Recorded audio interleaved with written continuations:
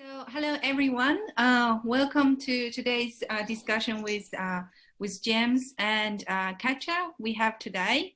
So, today's session we are going to be a little bit different. Katja is going to talk about her experience as an international student over here presenting first. And then James will come in later to share some kind of some professional tips and practical kind of solutions as to how to engage your audience for the first time. So everyone, if this is your first time to join us, please post any question at the Q&A session, and we will we are going to have this Q&A session after both Katja and James presenting. So yeah. Okay, let's welcome Katja. Can you please introduce yourself a little bit? Yeah, sure. Well, my name is Katja. I was born and raised in Germany. I've been living in a few countries, but now I live in Australia. And I came here last March, I think. Yeah. And like 1.5 years ago. And so I'm doing sociological research as well. And this is, I mean, I don't know why I said as well. Sorry, I'm a bit nervous. It's my first time presenting in a format like that. So bear with me. Yeah, so I'm in the School of Social Science. And some of you might know that last year, I think biggest conference of Australia in Australia in terms of sociological research was held at the Western Sydney University. So the conference was from the Australian Sociological Association, and because of it was held at Western Sydney, we had the opportunity to attend without having to pay for it, which was obviously really great. So we jumped on this opportunity, and so I had a look at the program, and I don't know if you can see my screen, but so this is how the program looked for one day. So this is one day only.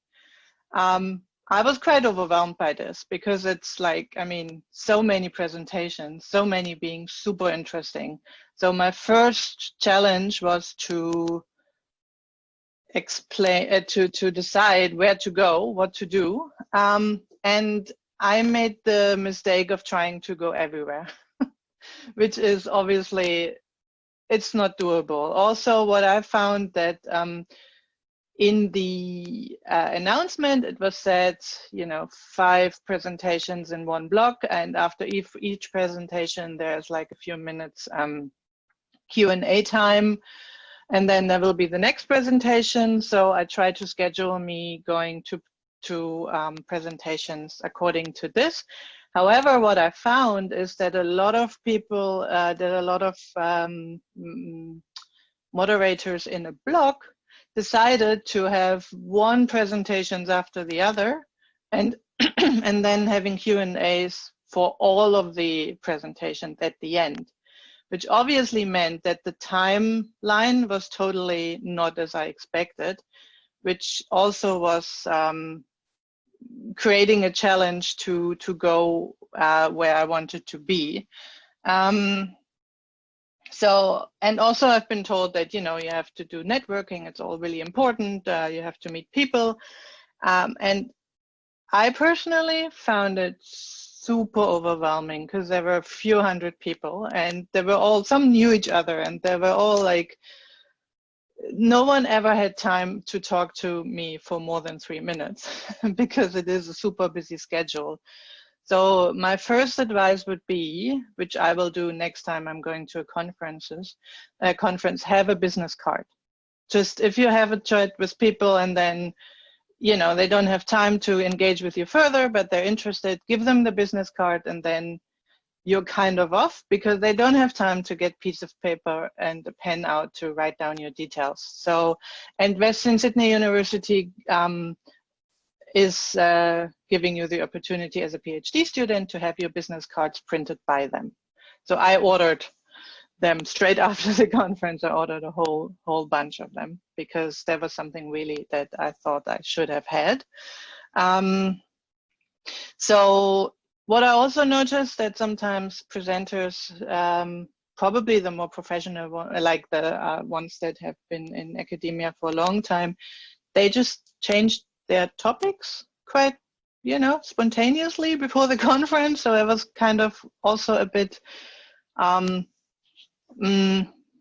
disappointing sometimes. So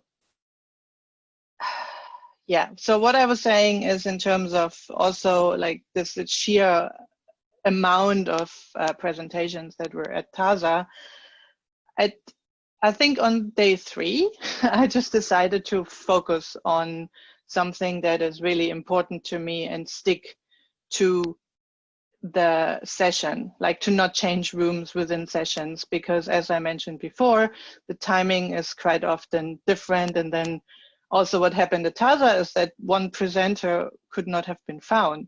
They just didn't know if this person showed up or would show up or not. And then this person showed up like 5 minutes before he or she, I can't remember, was supposed to present. So they had to reshuffle everything. So meaning if you have like, just focus on what you're really interested in, and then just stick and maybe listen to some presentations that you wouldn't have otherwise. And it might be also something that is turns out to be more interesting than you thought it would be. So that would be my second advice. My third advice would be go to the postgraduate day, which is usually at the first day before the conference for postgraduate students, which is a good way of getting in touch with people that also will be attending the rest of the conference. So you're not like, alone. So you already get in touch with some people and at least faces and can interact, and you're not like one person amongst of all these important academics. And also especially if you have like, the TASA went on for like 1 week. So it was, quite intense. And people were telling me that it's also important to just take time out, go for a walk, go outside and just have a coffee somewhere else and just kind of really disengage, at least I think, for a while. Okay, and just a few more things of what I noticed. I mean, I've been listening to a lot of presentation, and I have to say the ones that were kept in my mind the most were not the ones that were super dense with data and content, but the ones that I could easily follow, especially if you go to a conference which is a few days. On the second day already, your brain is like not taking everything in anymore. So if you present, I would encourage you to make a good PowerPoint slide where people can easily follow what you're saying. Not much writing, I'd say, but more like visual. And just focus on one major point of your research and really engage with that rather than trying to put everything in. And also in terms of this being targeted to international students whose first language might not be English, try to not read from a script, because it's super hard to follow. And I know it's difficult, and if you're nervous, it's easier to stick to a piece of paper, but I think you lose your audience way more likely than if you talk openly. And what I'm always doing, I did present later at a different conference. I told people, I'm a native speaker. I'm a non-native speaker. This is my first time presenting. Bear with me. And I find like usually people are not holding that against you. And sometimes even help you out if you can't find a word. So don't be afraid to do that, because in the end, I think your presentation will remain into people's memory more if you speak so they can follow.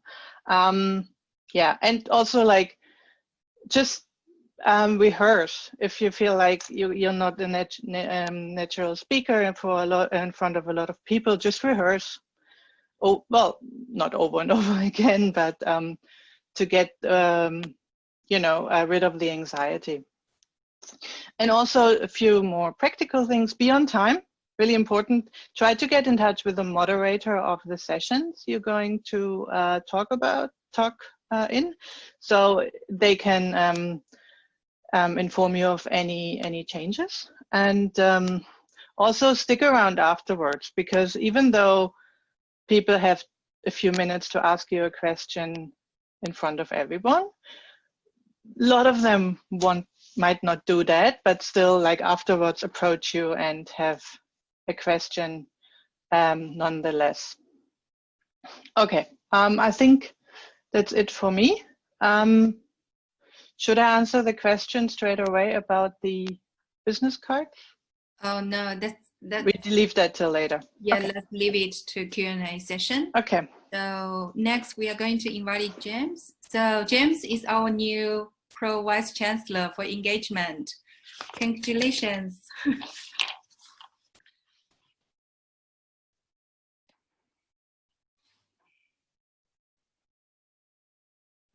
Hi, everyone. Thank you so much. Thank you, Katja. Look, the advice Katja just gave you is so good. So I'm going to pick up on some of that stuff as well, and I'm going to extend some of it. This is quite a long presentation. It's one that I've done before about people presenting conference papers. So there'll be parts I'll just simply touch on, and there'll be other parts where I will go into a bit more detail. But I think the advice you just gave is just so perfect. So I'm just going to set this up as a slideshow. Okay, so I want to talk about two things. I want to talk about attending your first conference as just an attendee, and then I want to talk about your conference presentation. And again, I want to pick up on some of the tips you've already got. And then I was going to talk about giving your first academic lecture, because a lot of you will have a chance to lecture on your areas, but I don't think we'll have a chance to do that today. So Alexi and Hal, maybe we can do that at a future forum if you think that would be beneficial. Okay, so attending your first conference. Okay, this is how I felt when I attended my first academic conference. Even now, I sometimes go somewhere and I'm like, I see these academic superstars and I feel really, oh my God, like I'm this small person. So again, it's easy to be intimidated.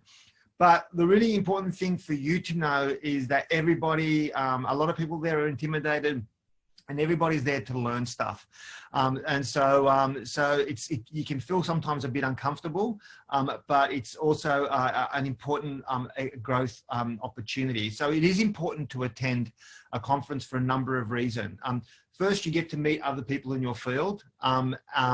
And that is really important. So there might be, you know, if you're researching something, an area, you might be doing using a specific methodology or an area, and there'll be someone else doing something similar. It's fantastic to connect with that person for either short-term or longer-term collaborations. If there is high-profile speakers, or usually there's someone giving a keynote, you get to hear the latest research. You get to engage in discussions, and look, and good conferences, especially good conferences with good chairs, mean that you encourage to ask questions, and they don't have to be confrontational. They don't have to be challenging. They can just be a chance, or you can talk to people after the presentation. So you can walk up to someone and say, hey, Katja, I really enjoyed your presentation. I want to talk to you a little bit more about why you're doing, or why you're using that methodology, or so-and-so.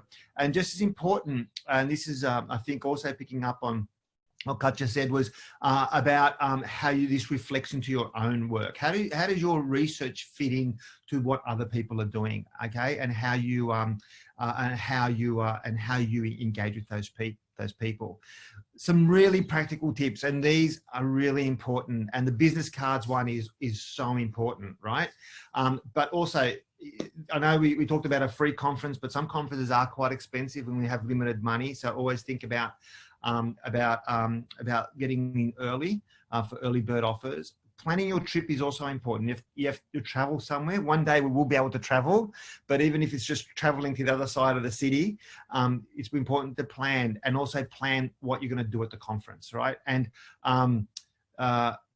be social, so try and reach out to people. And you know what? doesn't matter who you are. If someone walks up to you and says, hey, I love your work, you will respond to that, right? So I really enjoyed your presentation. It's a good way to meet someone.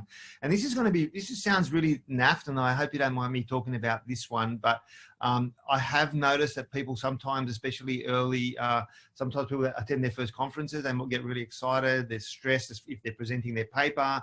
They get really stressed. And for those who do drink alcohol, they can overdrink afterwards because they're so relaxing from the stress. So think about the fact that you're in a work environment and you're with peers, and your reputation is always at stake. And I think it's a really important one to note of. If you do drink alcohol. So how do you get the most out of it? The point about again, picking up on the 2 points that Katja said about planning, so thinking about where you want to be, and also don't try and do too much. Your brain can only take in so much. So pick the areas that you want to go to or you find interesting, and it's okay to have a break in between. Like, I know when I first started going to conferences, I used to get really guilty if I felt like I was like I was getting money to go to a conference, and I felt like I had to be there from like 8:30 till 5:30 and go to every session. But your brain, by the end of the day, I was like sitting there like half falling asleep because I was exhausted, right? And so it's okay to have breaks, to sit there and say, okay, I'm going to go to this session, then I'm going to sit down and do a bit of writing and reflect on this session. So it's okay to be able to do that, to actually bounce around rather than thinking I have to do everything at one point. And as I said again, remember about everyone wants to talk about their work, and Katja mentioned business cards, and that's important. Is not only to give business cards and to get business cards, but to follow them up, right? And if someone doesn't have a business card, take a photo of their name badge or something with your phone, and then email them straight away and say, hey, hi, it's James here. We met after your presentation. Really enjoyed your presentation. You promised to send me a copy of your paper. Here's a copy of mine. Really great if we could talk in a few weeks about potentially collaborating, or anything like that you can do. Or what's your academia website? Do you have your own website or something like that? Just to build that connection and to keep those things following up. You can collect 20 business cards, but if you don't follow people up, it's pointless, right? So it's really important that you do put some time aside to do that. That's all part of the planning that I mentioned before. Okay, so presenting your first paper. I'll keep on going here. I'll probably go for about 10, 15 minutes. Is that cool, Alexi? Yep. Okay. Okay, so presenting my first paper. Okay, so I am going to talk about all the mistakes I made at my first presentation, as well as give you some hopefully tips so you don't make the same mistakes. And the mistakes I made, I promise you, are real. Okay, and so when you think about a conference, there are three parts. There is the pre-conference, the conference, and the post-conference, and that is important. Okay, so pre-conference. The first part is to think about making sure you attend the right conference. Okay, so for example, my research is in cultural studies and sociology. I one time went to a very conservative political studies conference, right? Because I just got excited because it was about globalization, it was about Europe, and I wanted to talk about my research, which was about globalization and social movements, and I was looking at some European social movements. But when I got there, it dawned on me that all the people that were there were conservative. They were very, very conservative, traditional political science thinkers, right? So my paper did not, when I was going to present, I realized that my paper was shoved in the worst possible time at the worst possible day, and no one was interested. No one. Because this was not their area of expertise. And I don't know if you've ever tried to present a paper where everyone's trying to ignore you. It kills you. It was the longest 20 minutes of my life, right? I was sweating. I had my back. It was a horrible feeling. And so I made that mistake. So now before you choose a conference, find out about it. Is it the right discipline area? Does your discipline area match the conference? What are your themes? What's the theme of the conference? Does that match what you want to do? Can you frame your research about that theme, around those themes? Sometimes people will ask you a question and will include you, sorry, because they want to, because they are, oh yeah, you're a young postgraduate or whatever, they want to include you. But if it's not right, don't go. It's a waste of your time and it's a waste of your money. And if you're not sure, email someone and ask them who may have been there. Ask your supervisor. Sometimes, you know, it's great to go to a big conference like the Sociological Association where there's hundreds of people. Sometimes it's great to go to a small conference where there's 20 people. But make sure it's the right conference. So choose the right conference. The second thing is, if you're applying to go to a conference, make sure you read the instructions, right? Like I have like applied for conferences and then I've responded by saying, hey, you know, I never heard back from you. And they're like, you never sent us an abstract. And I thought, oh, I didn't realize you needed an abstract. They said, oh, sorry, they said, you never sent us a paper. And I said, I sent an abstract. And they're like, no, you don't just need an abstract, you need a whole paper. And so I missed this opportunity. That would have been a great opportunity. So it may sound silly, but make sure you read the instructions. And I have failed many times to read the instructions. Alexia, I don't know if you've had that experience, but I'm one of these people who sometimes, being a philosopher, I'm a big picture person, and sometimes I don't look at the details and I miss things out, right? So it's important to read the instructions, making sure you put in things like the right keywords and things like that. Okay, step 2, preparing. Okay, so think of your audience before you present, right? Is it a theoretical conference or is it a practical conference? Is it a methods-based conference? If you're attending a methods-based conference and you just talk about your theory, it's not going to fit. Even if it's something that, even if it's an area that you know. So be very clear about the purpose of the conference and make sure that your presentation fits in there. And then think of your audience. If your audience is a traditional academic conference, then you know that you can talk about some heavy academic stuff. If it's more of a public conference, like more like a think tank conference, then be careful to avoid jargon and not get lost in too much of an academic speak. So always think about your audience. Okay. Katja said this really important. Only think about what you're going to say. You cannot, if you got, some conference presentations give you 8 minutes, others give you 12, some give you 20. What is going to be your message? No matter how much time you have, even if you have a whole hour, right, you never try and present more than 4 key points. What I always say is for a conference paper, 1 or 2 key points is the maximum. This is our attention span. This is what our attention span looks like. We always get very enthusiastic, and then after about 10 or 12 minutes, people start thinking about other things, right? This is it. So you've got to be very clear about your message. So again, think about how much time you have and prepare your presentation accordingly. Okay, again, this is picking up on what Katja said. Your presentation slides, are they beneficial or do they distract? Right? I'm going to show you my first ever lecture slide. This is a true story. This is what I put up. And then what I did at the same time, I tried to read it really quickly because I was running out of time. So for many years, there's been intense debate over the important political social class about the political partisanship. Like no one understood that. It was pointless. So don't do that, right? What is it? What's a better way to present? Is it key points? Is it a photo? What is it that gets you? I use a lot of images because my images like this one prompt my memory, okay? So prepare slides if you're going to use slides. Some conferences don't let you or don't want you to use slides. So don't use slides. Just again, read the rules. Okay. All right. Good. Alexi, good. Katja, good. You guys happy? Go for about another 5 or 10. Yep. Okay. All right. So there's always a formula, all right?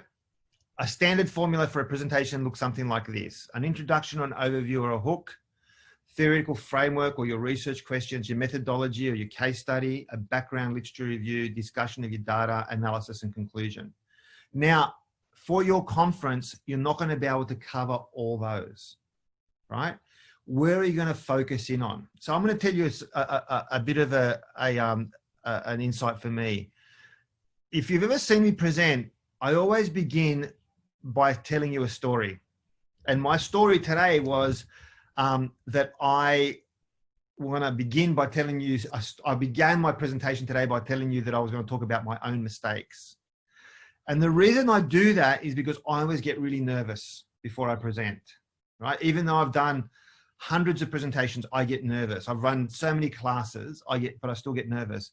And by telling you a short story or something like that, or something I'm comfortable with, then it makes me calm my nerves before I start presenting. That always find help. Now, this is your formula, but as I said, you're not going to get a chance to cover everything. Where is your focus? And again, think of what I said about picking the right conference. If you're doing a methodology conference, then maybe this is your section here. If you're doing a conference on that's about practical outcomes, then maybe your presentation is here, right? If you're doing a more theoretical conference, then maybe you're talking about this and this. Okay, so think about it. Think about where you want to emphasize. Again, going back, if you're going to make 2 key points, what 2 key points are you going to concentrate on? Okay. The biggest mistake that people made is my second point, right? That people spend too much time on background, right? When you're presenting, you got 12 minutes and you spend 8 minutes talking about background, talking about your literature review, and talking about all the things that you've read, because you want to prove that you're smart. Okay. So what you need to think about is that if you're at the conference, you're smart, right? You don't need to prove anything to anyone, right? So set the scene. My focus today is going to be on political movements in Europe, and I'm focusing on the most recent Black Lives Matter protests and how it got picked up from the US. If you have any questions about my context of my work, I'm sure I can answer these during the questions, or I can speak to you afterwards. That's it. In 1 minute, I've set the context of my research, right? Try and keep the context very short. Don't spend too much time on background. Does that make sense? All right. Third thing is, a focus is on your research, not what other people have done. Now, if your research is a literature review, then focus on the key themes you've identified. But don't keep on saying things about other people. What is your research? What's unique about your case study? Where's your intervention? It's your research that you should be talking about, not other people's. Okay. So again, you can use it. You can set the scene. You can say, there's been a lot of writing about it. The key writing is, and explain where the key writing comes from. My perspective diverges from this key writing in the following 3 ways. And that's what I want to concentrate on today, my 3 ways. So emphasize what is key about your research and about how you can identify your research. Katja mentioned practice, right? That's really important, right? Really, really important. If it's a 15-minute presentation, make sure it's roughly 15 minutes. It's not 28 minutes. It's not 3 minutes, right? Practice. Okay. Limit jargon is important. And as Katja said, you may have to read, but only read what you have to. If there are specific sections that you need to read it. If you're really nervous, have a script with you and you may want to turn to read, but try and talk to it as much as you can. Okay. And again, emphasize the key points and then talk about each of the key points. All right. That's the important part. Now, if you are going to read something and you're running out of time, don't just read your slide really quickly. People make that mistake all the time. Okay. My advice is, if I now was told you've got 2 minutes to finish, I would say, okay, so I've only got 2 minutes to finish. There were some other areas I wanted to cover specifically about my case study, but I've run out of time. Now, what I do want to concentrate on, again, is to emphasize these 3 themes, right? So again, don't just start reading quickly because you'll lose people. Okay, finally, areas to conclude. Conclude with your key points, right? And invite people to either ask questions or talk to you afterwards. Or if you want, if you have a website, you can put information up on your website, or give your email address, whatever it is that you ever want people to contact you. Okay, so what happened next? So in the last couple of minutes, I just want to talk about how to finish off. If you are asked questions, this is a part that usually terrifies most people, being asked questions. Okay, now, if someone's asking you a question, especially if a long question, don't be scared to take notes. Write it down what they're asking you. answer the question directly. And if you can't answer the question directly and you don't know the information, just say, look, I haven't read that author. I'm planning to read that author, but I haven't got to her yet. I will get to her soon. But I appreciate that tip, right? Or I can't answer that question. I haven't really got into that area of my research yet. Be honest, okay? If someone asks you a really technical question and say, yeah, I can talk about that, but I can talk to you about it afterwards because, you know, I haven't got time to get into all that detail. But yeah, this is in summary what I'm doing. If there's a chance to submit your paper for a write-up, I advise you to take the momentum and use it and write it. Even if it's just conference proceedings and it's not highly regarded, if you can get something there and it's going to work for you, then do it, okay? Or at least write it up to send it to a journal article. If you've already prepared this part, then it should be something you take advantage on. Always leverage your efforts. And as I've mentioned before, follow up your contacts either with emails or whatever it is that you have. So that's it for me. I hope that's been of value. And I will answer any questions that people have, or Katja, if you want to emphasize something or pick something up, Alexi, how you've all presented, you're more than happy to respond to things. Yeah, okay, over to you guys. Okay, so thank you so much, James and Katja, for both of your presentations over here. And I actually have one question that I found is really hard to, I don't know how to explain. It's the small talk in between conference presentations. Like the formal part, I can handle that. I can practice. I can answer questions in my professional areas. But I just found it so difficult to go around and talk with, you know, strange people about me and about my research. So I will get started with that one. Thank you. Yeah, look, I'll start, and maybe Alexi, it'd be really great if you responded to this one as well. I think any advice here helps. Look, to be honest with you, I also find it hard. Like I know that a lot of people won't believe when I say that I get really, really nervous at conferences and I don't speak to people because of my position or whatever. But one of the things I'll often say to people is I'll ask them about, what's your research? Where are you researching? What are you studying?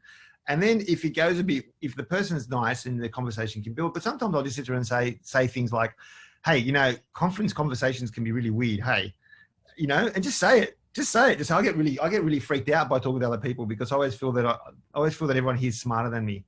I always feel that they're going to find out that I'm not really that smart, and that, you know, and just light it up a little bit. Ask people what they're going next. Ask people what they're enjoying. What you know, just there's a series of things you can ask about the conference itself, about their study, about their research, but then also being honest and truthful about how attending a conference is a pretty freaky thing, right? It's a pretty freaky thing. So that's how I deal with it. I always stand near the food table because that's where you're guaranteed to meet people. Like, you know, like, hey, what's that like? Oh, that's a nice looking dumpling. I'm gonna have that. What do you reckon, dude? That's good, huh? My friend, you know how she makes better dumplings than that. You know, something like that always works. Sorry, Alexi, over to you, man. Do you want to add anything? So I think the most valuable thing in a conference for me is being able to identify the topics I would like to discuss during that conference. So I'm actually a serial procrastinator in conferences because I only go to the talks I like and I want to. And then I spend most of my time socializing with the people I actually want to have a discussion with.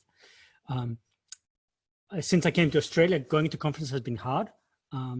But I remember my time as a PhD student really talking to PhD students and postdocs. Now, what I do want to say is the best paper I ever done, which was published in a Nature journal and has 2,000 citations, was the result of me approaching a postdoc after their talk, asking them about their works, something very specific, and having some ideas and back and forth. And then they said, "Oh, you should talk with this person who actually did most of the work in this section that you're interested in." And when I went back home, I sent an email to this person, and then we started collaborating by email for 1.5 years before meeting each other. And we then created this paper and submitted it. And we never met. And we never met in the conference either. It was just a link in that conference and those ideas that came out. So did I feel I was, I just started my postdoc, I just submitted my PhD thesis. Did I feel I was the most intelligent person in the room? No. Does it matter? No. Did I speak to the most intelligent person in the room? No, it was another postdoc. I always avoid the gray-haired silverbacks, as we call them in the States, and I really focus on the people that really have something to contribute to what I care about. So that's my view. But then again, I'm a bit of an anarchist, so it may not work for everyone. Thank you. I just want to add something, because you don't always know who's going to be the important person, right? So what has been suggested to me is that especially at conferences, because everyone is busy, to get in touch with people, will present beforehand and ask if they have 5 minutes to chat with you, for coffee in between or something. And then also in terms of small talk, again, like the TASA, a few hundred people, I was also like, anyway, the food definitely is a good starting point.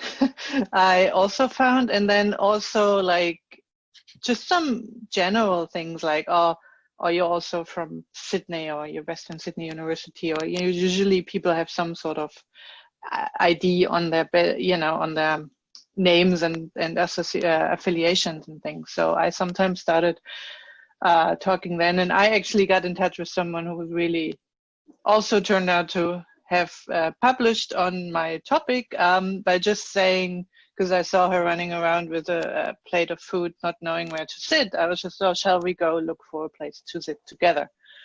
And also, if you see someone who has been attending the same presentation as you, just ask, hey, what do you think? What did you think about the presentation? So just some general everyday things, I think. And that's why I also saying go to the postgraduate day, because you already have people that you've seen before. Yeah, definitely. I think that's so important, Katja. Sorry, I was going to mention about the postgraduate day. There's times where I've attended the postgraduate day, not as a postgraduate, but I've still attended it. And it's been some of the best presentations and insights I've got. And the discussion has been so much more, it's been really vibrant. And I think part of it's got to do, because people are enthusiastic and they want to discuss things. And I think a lot of, you get a lot of really good conversations there, especially when you have a chance, if it's at the beginning of the week, or at the beginning of the conference, it's a really good chance to meet some people and have those contacts as you go through. And and I will say something else. There will be times at a conference where there might be someone that you really want to meet, and you meet them and they'll be fantastic, and there'll be other times and they might be rude. And if someone's rude, then you don't want to know them, is my advice. Okay, you're better off not knowing them. Don't care how famous they are or what profile they have or something like that. I would rather I'd rather not know those people. Honestly, it's happened to me heaps of times. It's happened to me once where I've been the closing keynote, and I've gone to a conference, I've started speaking to someone and they didn't know who I was because I was just wearing jeans and a t-shirt, and they were really rude to me. And then afterwards they apologized after they saw my keynote, and I was like, oh, that's cool. And that person I see every now and again, they try and be my friend, but I just figured, if you're not going to be nice to someone when you think they're a postgrad or undergrad, then I don't care if I don't care if you're nice to me now. So don't ever take that personally. Some people just don't deserve to know you. Okay, thank you. All right, so should we go to the Q&A session and start those questions over there? Okay, So the first one is about the business card. What kind of information should have over there on the business card? Well, I'm not sure if that's what it's supposed to be, but I have my, well, my name, obviously, my degree that I did before I did my PhD, which in my case, because I'm from obviously Germany and I did my degree before they changed to bachelor and master system. So I actually do not really write my degree because no one would know what it's supposed to be.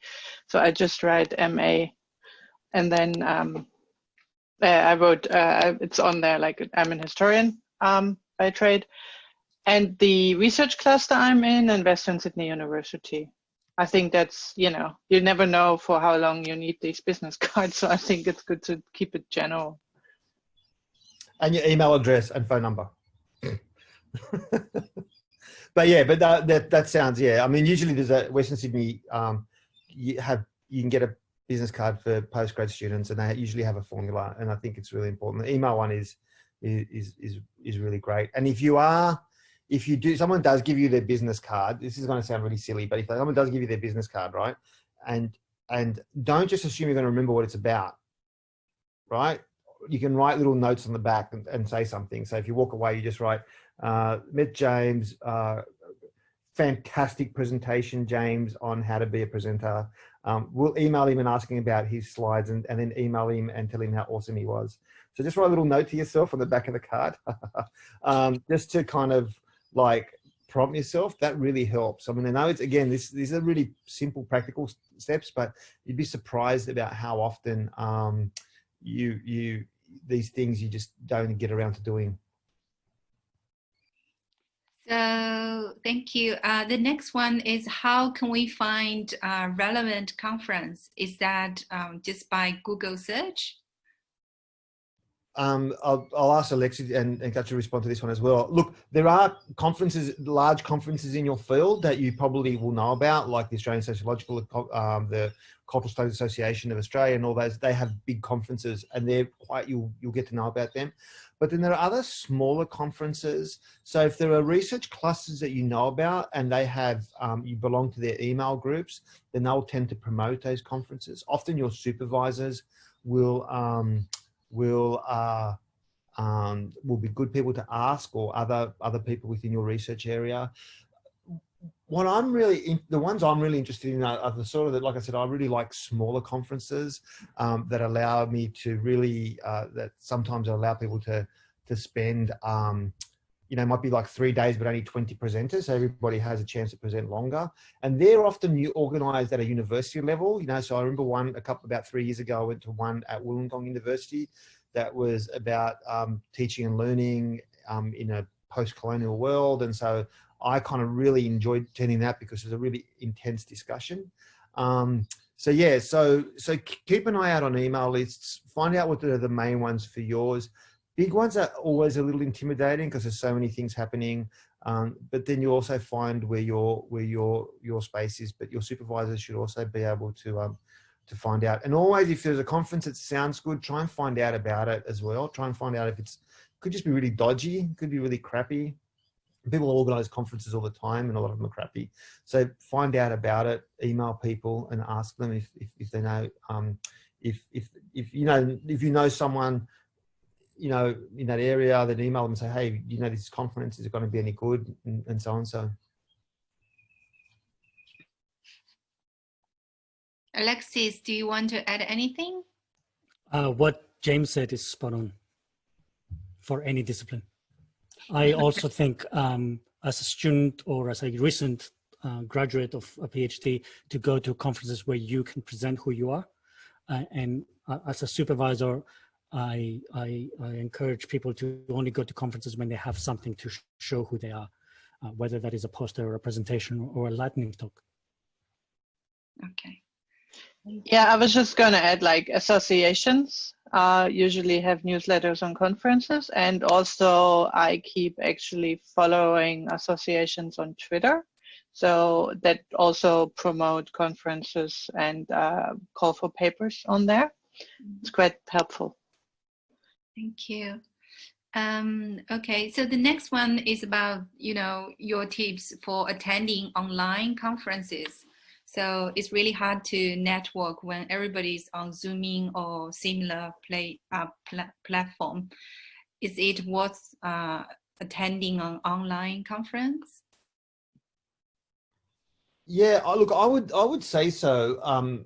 I mean, I've actually attended quite a lot. It's actually been, in one way, it's been really cool. I've been attending conferences in parts of the world that I wouldn't have been able to get to. Yeah, sure. Sometimes it's been 2 o'clock in the morning, but it's been a lot of fun. Look, it's important for a number of reasons. One is some of the conferences will have some breakout rooms to allow for discussions. Other times, people will be able to ask questions, so you can see the type of questions that people are asking.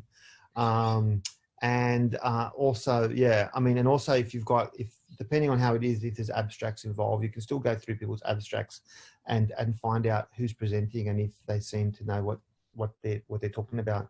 So yeah, still relevant. You just got to approach it again differently.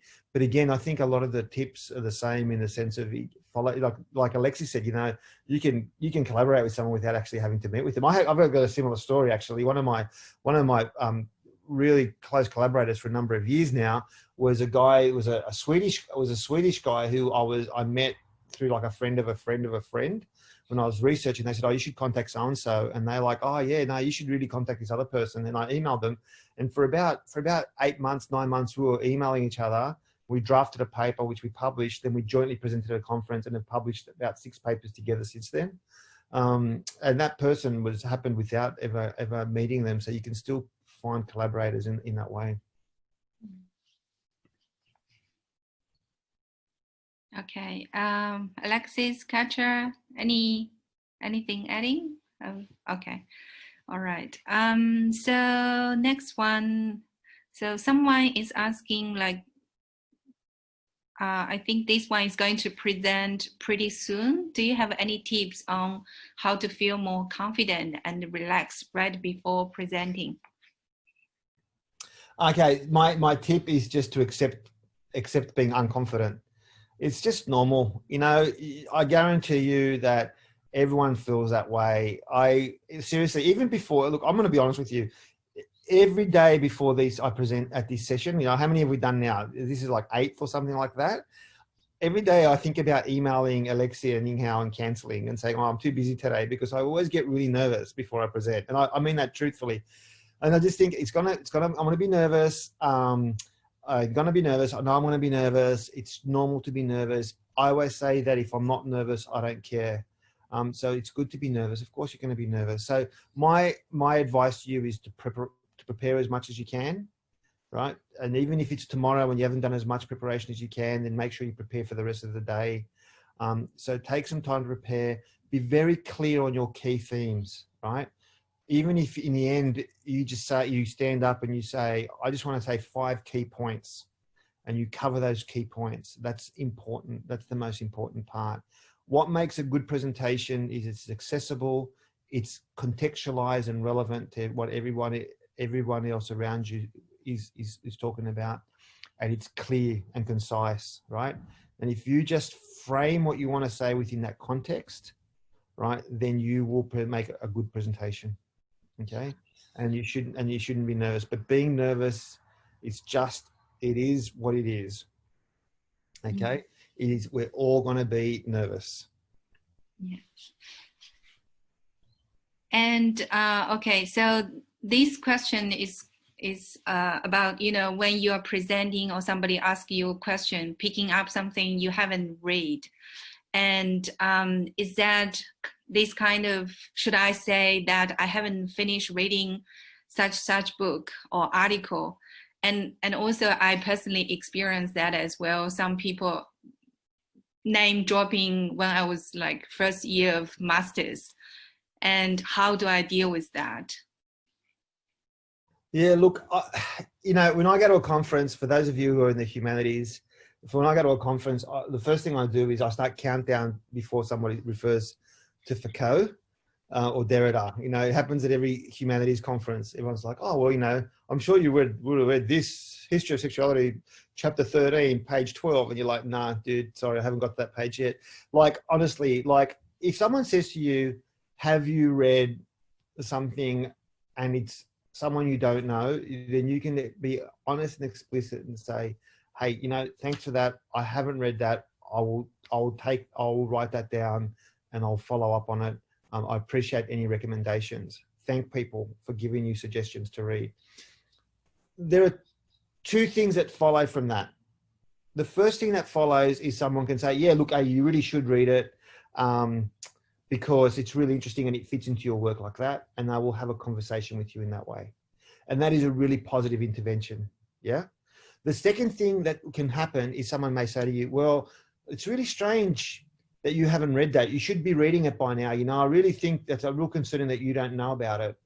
And then you'll say your response that, and if someone says that to you, then that is a rude and inappropriate intervention and unprofessional. Okay. And if someone does say that to you, then you just turn around and say, thank you and noted. I'll talk about it with my supervisors and leave it at that. You don't have to feel defensive. You don't have to feel that you haven't done the right thing. Because if the crowd is sitting around you, hear someone talk to you like that, they think badly of that person, not you. We have not all read everything we should read, right? We haven't read everything that we can read. We don't have that ability. Now, if you're doing a research paper on Foucault, right, and you haven't read Foucault, that's obviously problematic, right? That's problematic. But if somebody turns around and says to you, well, just last week in the Journal of American Sociology, someone did a critique on this and you should read it, and you say, well, I actually haven't got it, didn't notice it, I really appreciate it. Oh, you should have read it. Well, okay, I will read it. Let's just leave it at that. The amount of books that you've read is not a mark of how good your research is, okay? You should be reading enough to inform your research and to excel in your research. You don't have to read every paper about everything. You just physically can't. Yeah, and I also sometimes think that I have the impression that some people, after presentation, they don't really ask questions. They just want to show what they know about this topic. So it's always a bit condescending. And I saw this happening quite a lot. And this is not like something I think you should be really encouraged or respected. Yeah. Yeah. I agree. Okay. So the next one is about any advice picking up conference when my research is a multidisciplinary kind of approach. Yeah, look, I have this problem a lot because I'm a cross-disciplinary researcher. And I often say that when I go to cultural studies conferences, I feel like a sociologist. And when I go to a sociology conference, I feel like a cultural studies person. So I always feel that my research crosses it. And I do a lot of political theory and a lot of politics and as well. And I think, look, it's about it's again about context, right? So so you set the context. You say, okay, hi everyone, my name is James. I'm here to talk about social movements. Now, what you need to do about my research is that I take a very cultural studies approach to my research. Well, in other words, what I'm interested in is about the way that social movements empower people. I'm not particularly want to focus in the theory of social movements. And I know that a lot of people here are interested in theory of social movements. Happy to talk to you about it afterwards, but that's not the focus of my research. So set the context, set the scene, right? Now, it's okay, to go to a conference where it's a little bit left field. If you're not in, where it's not directly related, and say it. Hey, everyone, I know the focus of this conference tends to be about sociology. I do focus on cultural studies, so I'm not directly related to it, but these are the areas that I think are really interesting in the way that my research overlaps with the themes of this conference, right? So don't be scared to put yourself out there a little bit. Make yourself, that's fine, right? And it'll be happening sometimes. You can have a bit of a mismatch. When I talk about avoiding mismatches, I just mean avoid those mismatches which are really, really obvious and that you don't realize that they're there. Yeah. Okay. Alexis, Katja, anything to add? Okay. All right. So the last two questions, because we only have like 2 minutes left. So the first one is about, can I like take your idea of start telling a story before a presentation? And then if I really want to meet someone like really famous in a field and realize later how important that opportunity can be after conference. So would you recommend emailing them? And also what kind of advice can you give like about the wording? Thank you. Yeah, look, I mean, the first part about giving stories, yeah, look, of course, you know, please, I use that all the time. And if you ever see me present, you'll see me do it every time because it's a way that I calm my nerves, right? I mean, it's got to be kind of relevant, I suppose. You know, you got to make it relevant. Don't just start saying, oh, this morning I had trouble brushing my teeth. Anyway, now I want to talk about, heart disease. I mean, it's make it relevant, right? But yeah, about emailing people, yeah, look, no problem at all. Just emailing someone saying, hey, dear Alexi, saw you present at the conference. I'm sorry we didn't get I would have really liked to speak to you. I'm really fascinated by your work. I'm also just want you to know that I'm using your work for my research. And here's a paper that I published where I actually refer to you a lot, where I quote your research a lot. I know you're very busy, but if you ever have a chance to read it and provide me any insights or thoughts, I'd appreciate it. Or if you're in Sydney and you have a spare half hour, I'd love to buy you a cup of coffee. Now, I would have sent hundreds of those emails to people. I've probably got a response from about half of them, right? And the people that have responded, about most of them have been really lovely in their work, and I'm talking about some very, very famous researchers who, really world-class researchers. And yeah, if you don't hear from them, you don't hear from them. You've got nothing to lose. Sometimes it doesn't necessarily mean that they're rude. Sometimes they're just really busy. Sometimes you just get them at a bad time and they just drop things. Even recently I found an email that someone sent me like 4 years ago, and I emailed them back 4 years later and I said, oh, hey, thanks for your email about 4 years ago.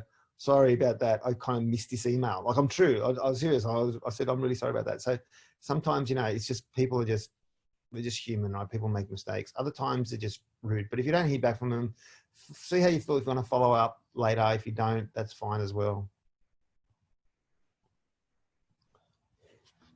Thank you. Thanks, Katja and James, for today's presentation, and thank you everyone for joining us today. So I will send a follow-up email with recording and slides later, and welcome to join our more sessions. And also, if you have any kind of suggestion towards what kind of topic you are interested in, please send me or Alexis an email about your interested topics. Thank you. Yeah, just to emphasize that point, anyone got any ideas, let us know. We're always interested to hear where the needs are, and really, yeah, and I'll share the presentation with everyone. And yeah, I'm happy to do another one in the future on delivering a lecture. It'll be similar to this one, about giving a paper, because it's not that different. But obviously there are a few other things that you can do as well to make it easier for you. Okay. Yeah.